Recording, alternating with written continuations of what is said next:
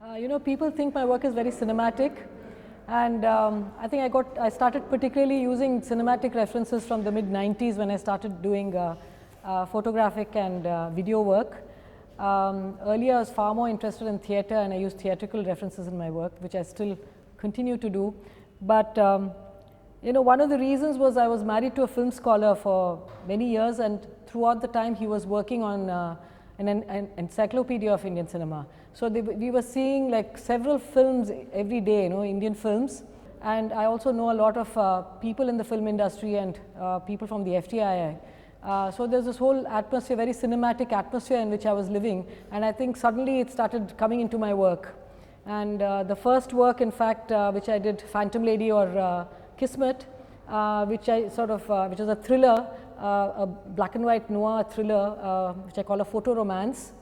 I'm also using this I also use very popular forms. So this was use the form of the photonovella, which of course, like you see in magazines, which are usually very sentimental, sort of abbreviated stories. I took off, the main character was called the Phantom Lady, who was a kind of Zorro-like figure, and I took off from the persona of Fearless Nadia, who was a very famous stunt film star in Hindi cinema of the 1930s.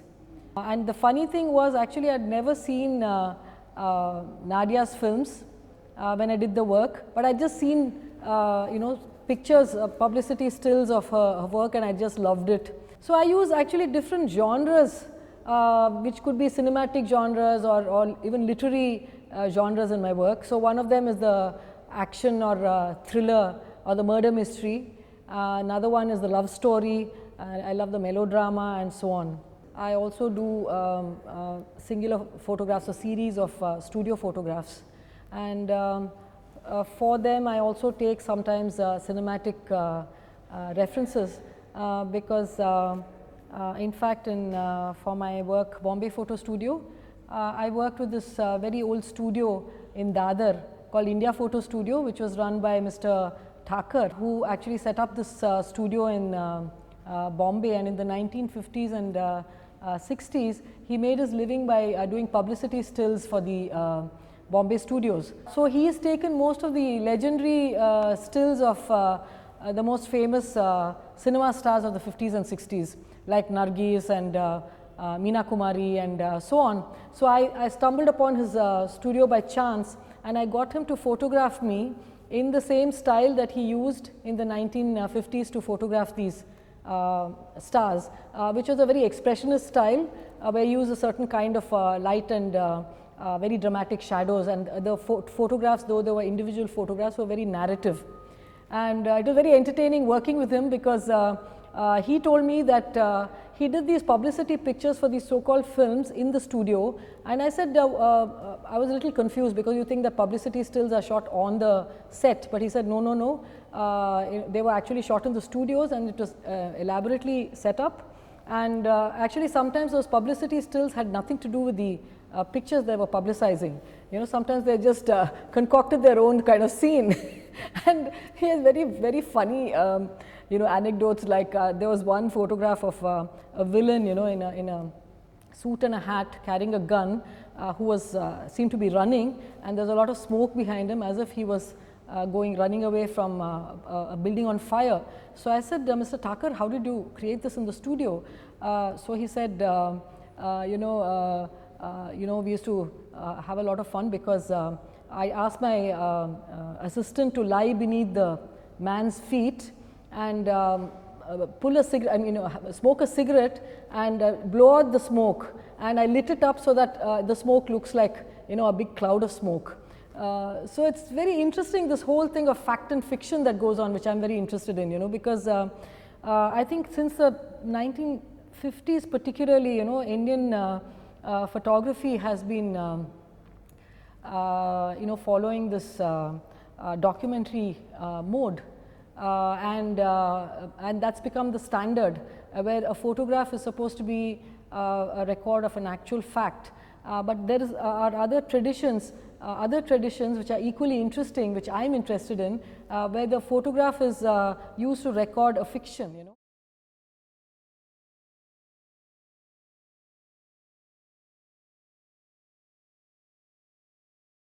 Yeah, my second work after Phantom Lady or Kismet was, which was a thriller, black and white thriller with using the film noir style, was Sunere Sapne, and it was somewhat similar in the sense that there were these two characters, both played by myself, all sort of alter egos. So there's this one of the characters is this kind of housewife, you know, contemporary housewife in a nightie, because I think the nightie is the national costume of India now. So she's dreaming and fantasizing, and her fantasy character is this nightclub dancer who's wearing a golden frock with a bouffant hairdo.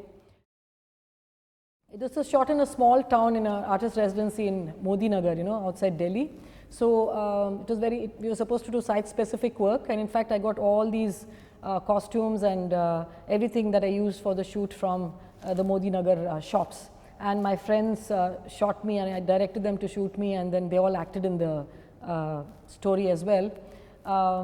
And this character of this woman in the nightclub dancer I had seen in a 1970s Kannada film.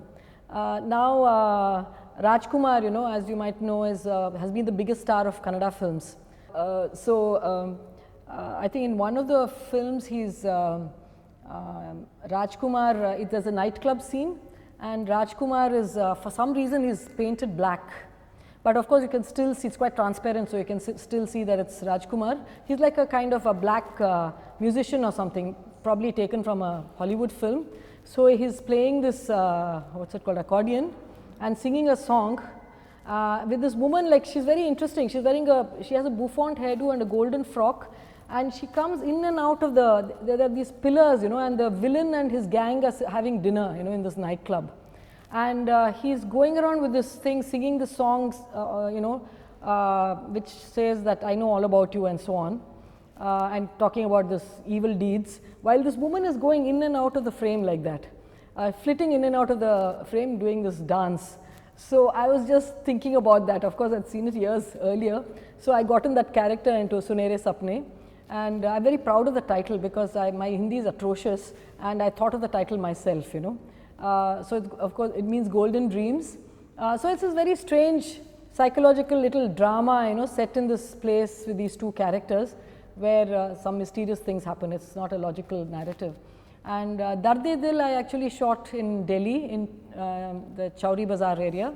And I just remembered that this artist friend of mine, who's a Kashmiri, had said that her family owns a Haveli in Chowri Bazaar, and her brother is the actor Arjun Raina. So I asked Arjun, look, can I shoot in your Haveli? And I somehow had this idea that it was this fantastic, it is a Mughal era, I think it's a 14th century or 16th century building. So I somehow had a more glamorous idea of it, and I said I'll be a courtesan, like, you know, whatever, Madhubala or Rekha or something like that. Actually, when I went over there, I found that it was a complete ruin. And so I got a shock, and then I had to quickly, you know, change my ideas. And so I went there with my camera for a week. You know, I was just sitting there and looking at the place, and I worked out a kind of a story. And I said, this cannot be, this has to be an art film style thing, you know, because these kind of arches and this ruin and all that, it reminded me of Mrinal Sen's Kandhar actually. So the way I structured it was very architectural. The architecture of the place was very interesting. It had 2 courtyards and 2 terraces. So all my shots were like terrace to terrace, or courtyard to courtyard, terrace to courtyard, courtyard to terrace, all through doorways. And there was also a circle of bricks, which I also used as a kind of arena, you know, when the mother and the lover confront each other. And one of the things I'm very interested in, as I said, is the history of photography. And I've used both Sunere Sapne and Darde Dil were hand painted. And the first, I like working with these different kinds of artisans because I somehow bring in their own, bring their history into the work. And in Modi Nagar, Sunere Sapne, the first set I got painted by a photo studio over there. And I worked with him, like, you know, every day I would go and say, like, yeah, this is okay, this is not okay, and ask him to paint in a certain way and so on. And Darde Dil as well, I got painted in Delhi. The Mahata studio, which is a very old historical studio in Delhi, had a painter. But what's very interesting, again, it's fantastical, because the photo colors are quite different from either cinematic color, whatever technology you use, or watercolor, or oil color, or whatever it is. So they have this very luminous quality which gives it a very magical feeling. So the fantasy of the narrative is again heightened by this hand painting which is done.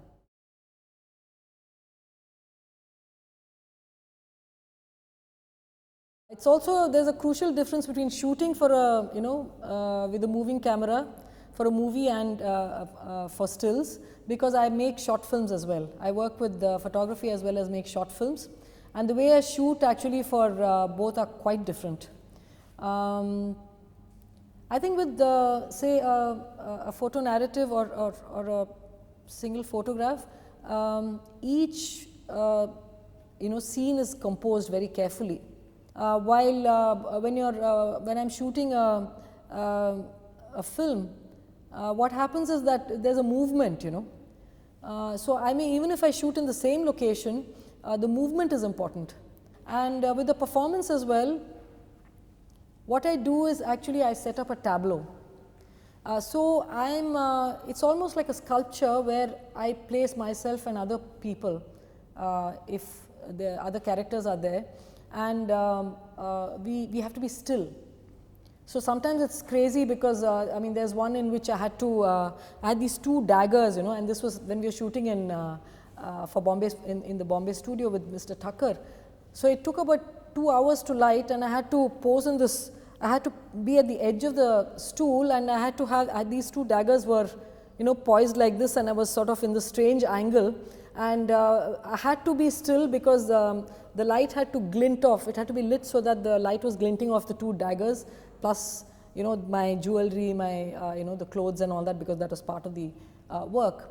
I think it's very different shooting for or acting for a film, but I've made a 35-minute film out of still photographs as well. So I'm also very interested in making a moving picture out of still photographs. And I think what happened is when I shot this 10-minute film, there again I didn't know how to use the moving camera actually. So what I did was I created a kind of I used a still camera, in the sense I placed the camera in the center, and I created a tableau where we came in and out of the frame, but the camera was like you're shooting now in one position. So the camera was not moving actually. So I'm not yet, then I've also done this worked with this burst mode, where I'm maybe running, where we've been running, myself and another character, and we've shot on the burst mode with a still camera, and then made it into a video. Because I'm not interested in being a filmmaker actually. I'm not interested in being a photographer as well. In fact, I don't photograph, I work with photographers. So my work is quite different from, say, conventional photography or conventional filmmaking.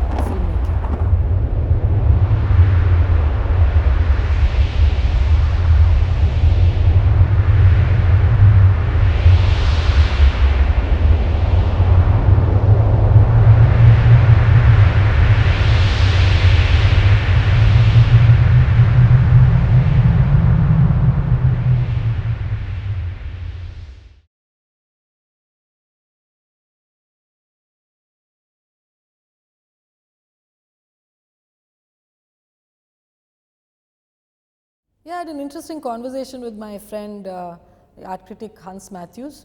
In fact, I think he wrote in an essay, and we also talked about it. And he said that photography and film came to India very soon after their invention in Europe, and we just adopted it as our own, and therefore, like it doesn't carry this kind of oppressive colonial burden. While we'll say something like oil painting, when it was introduced actually, well, it came in, I think, maybe even in the 17th or 18th centuries in a small way, but it was actually introduced by the British very formally in the mid 19th century, when they started the art schools in Bombay and Madras and Calcutta. So by the mid 19th century, there was like this whole 300 years of classical, like, Western painting, which has become sort of iconic. And so that was something, one had to, if at all one used oil painting. And I think most of the post-colonial or colonized countries have actually really questioned this dominance of oil painting, Western oil painting, which was seen as a sign of Western civilization, which was used as a sign of Western civilization. So in Mexico or even in India, people rejected oil painting as a medium. Like, for example, the Bengal school rejected oil painting, and they wanted to use, say, what they thought was more Asian or Indian materials, like tempera painting or watercolor or gouache, or terracotta or something like that, different materials, and wanted to have were thinking of a pan-Asian connection. Or in Mexico, they went for mural painting, for instance, which they found more public and less elite. So photography and cinema, I think from the very beginning, in fact, they were scorned by the elite because it was seen as very popular forms. But I'm very interested in them, and they also, they're a record of Indian modernity. If you look at the history of photography or the history of cinema, it's like it's a very modern medium and modern technology, which is also recording or creating a modernity in India. So, I mean, if you see, whether it's advertising photography or it's industrial photography, or you see cinema, the way popular cinema, the way it, the Rajesh Khanna Guru shirt or the bell bottom, or all these fashions and so many ways of life are introduced through films, in a sense, in a broad way. I mean, however, sometimes very problematic, whether it's by art cinema or what later became diversified, or popular cinema, or from the very beginning, ideas like nationalism or social reform and all that. So they're all very modern ideas which were disseminated through these media as well. So it's very interesting actually to look at that history.